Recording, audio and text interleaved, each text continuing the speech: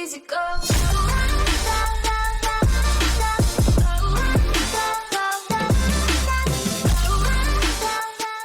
Hello y'all. As boring gameplay runs in the background, I'm going to be talking about the beast perks that will eventually come in the future of the facility. Who knows when they're going to come out because this game is never updated. They will come out eventually, and I will link below a video that I'm going to be basing this off of with this information. And there's also the A&W Apps Discord server that you can find this stuff out for yourself. And that video I mentioned, link down below, it will be on the screen right now. And this video will not assume prior knowledge of these perks and what they will entail or possibly will entail, because we don't know for sure. I'm just going to be talking about what the video said or what the Discord server said. When this supposed perk update comes out, we'll have a total of 4 perks to choose from. These include the Hacker, the Runner, the Seer, and the Stalker. Starting off with the one we know, the Runner perk. You have a speed increase for 3 seconds, has a cooldown for 20 seconds, you can't jump, and you can't stop the speed increase. It's a basic speed increase. As long as you know how to use it, then you're golden. Next, we'll talk about the Stalker. This one has a gauge that is filled when you're staring at your opponent or stalking them. Basically, if you're in their line of sight, your gauge will be filled. Filling the gauge increases your action speed by 50% and your normal speed by 10% for 1 minute. After this 1 minute is over, the gauge is depleted.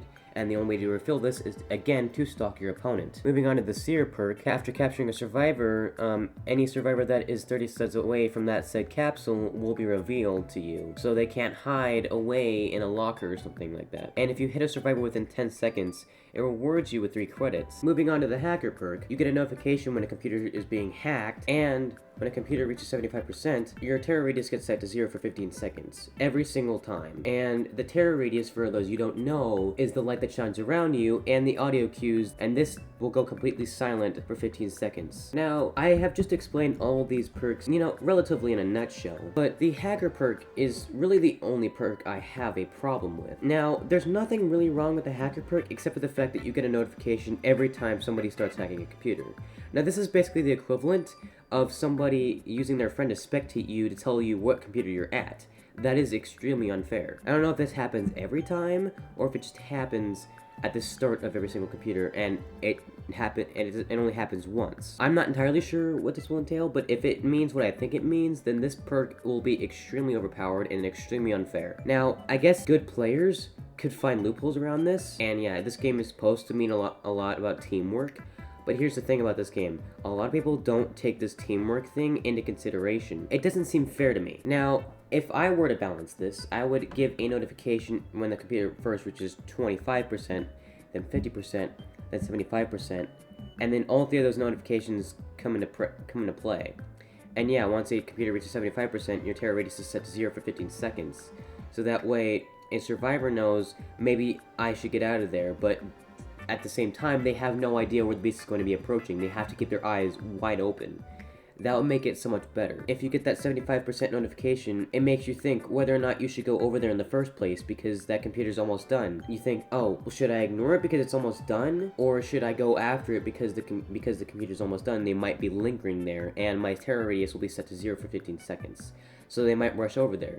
This creates a lot more strategy rather than just getting a notification every single time somebody starts hacking. Now, after going over that, I will just talk about the perks and how I will use them. Now, personally, the Stalker perk, I feel like is the only one that I feel like I will never main, because I'm the kind of person that doesn't like to stalk my opponent, rather flank them and try to juke them and predict their movement, rather than stalking them and watching where they're going. This wouldn't fit my playstyle particularly. The Hacker perk, I can see myself maybe using this in the future. The 2 perks that I see myself using in the future the most are 1, the Runner perk, which we already have, and 2, the Seer perk. Those seem like the ones that fit my playstyle the most. The Seer perk, while I don't have the Runner ability, I can just find out anybody that's near a freeze capsule, and I can find out ways to get around them. And on top of this all, I have not mentioned yet the fact that at the beginning of the round, you likely don't know what the beast is choosing, what perk they're going to be using. So you're going to have to figure that out the hard way.